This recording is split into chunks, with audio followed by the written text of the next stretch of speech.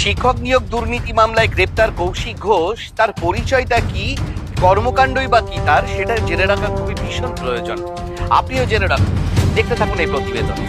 রাজ্যে পালাবদলের পর শিক্ষক নিয়োগ দুর্নীতি মামলায় ইতিমধ্যে রাজ্য পুলিশ তথা মুর্শিদাবাদের যে জেলা পুলিশ তারা কিন্তু সরব হয়েছে। ইতিমধ্যেই নিয়োগ দুর্নীতি মামলায় অভিযুক্ত দুজনকে গ্রেপ্তার করেছে বড়োয়া থানার পুলিশ। ধৃত কৌশিক ঘোষ এবং মিহির চন্দ্র সাহাকে বৃহস্পতিবার অর্থাৎ আজ কান্দি মহকুমা আদালতে তুলে 10 দিনের পুলিশি হেফাজতের আবেদন জানিয়েছিল। যদিও বিচারক 7 দিনের পুলিশি হেফাজতের নির্দেশ দিয়েছেন, তাদেরকে জিজ্ঞাসাবাদ করে এই নিয়োগ দুর্নীতি মামলার আরও বিষয় জানার চেষ্টা করছে মুর্শিদাবাদ জেলা পুলিশ। আমরা প্রথমেই এই প্রতিবেদনে যেটা বলেছিলাম, কৌশিক ঘোষটাকে, সেটা সকলের একবার জেনে রাখা প্রয়োজন।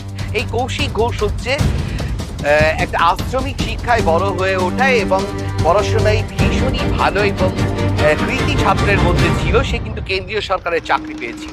তবে নিয়োগ দুর্নীতি মামলায় যখন নিয়োগ দুর্নীতি কাণ্ডে সে যখন জড়িয়ে পড়ে, তখন সে কেন্দ্রীয় সরকারের চাকরিতে সে রিজাইন দেয় এবং এই বিভিন্ন এলাকা এবং আশপাশের জেলা, তার মুর্শিদাবাদ জেলার যে বড়োয়া থানার বড়োয়া গ্রামে বাড়ি, মুর্শিদাবাদ সহ আশপাশ জেলার বিভিন্ন এলাকা থেকে কিন্তু যারা শিক্ষক পদপ্রার্থী ছিল, অর্থাৎ শিক্ষকতার জন্য যারা আবেদন করেছিল, তাদের কাছ থেকে কিন্তু টাকা নিয়ে তাদেরকে শিক্ষকতার চাকরি দেওয়ার প্রতিশ্রুতি তিনি দিয়েছিলেন।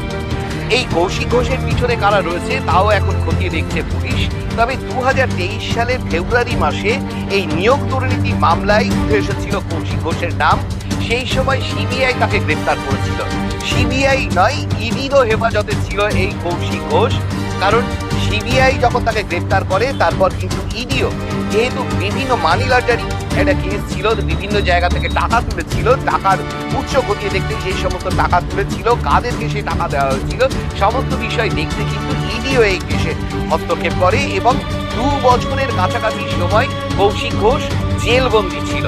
কৌশিক ঘোষকে যখন গ্রেপ্তার করে সিবিআই, তারপর থেকে কিন্তু তার বড়োয়া গ্রামের যে বাড়ি, সেখানে কিন্তু যারা চাকরি পদপ্রার্থী ছিল, যারা টাকা দিয়েছিল তাকে, তারা কিন্তু তার বাড়ি যাতায়াত করলে, তার বাবা সেখানে থাকতেন, তিনি কিন্তু হুমকির সুরে তাদেরকে কথা বলতেন এবং তাদেরকে ফিরিয়ে দিতেন। এলাকার বহু ছেলে মেয়ে আছে যারা এখনো পর্যন্ত কৌশিক ঘোষকে দেওয়া টাকা এখনো ফেরত পাননি। এই যে পুলিশ তাদেরকে গ্রেপ্তার করেছে এবং টাকার উৎস জানার চেষ্টা করছে, এতে কিন্তু হাজারো ছেলে মেয়ে যারা কৌশিক ঘোষকে টাকা দিয়ে রেখেছিল, তারা কিন্তু আশার আলো দেখছে।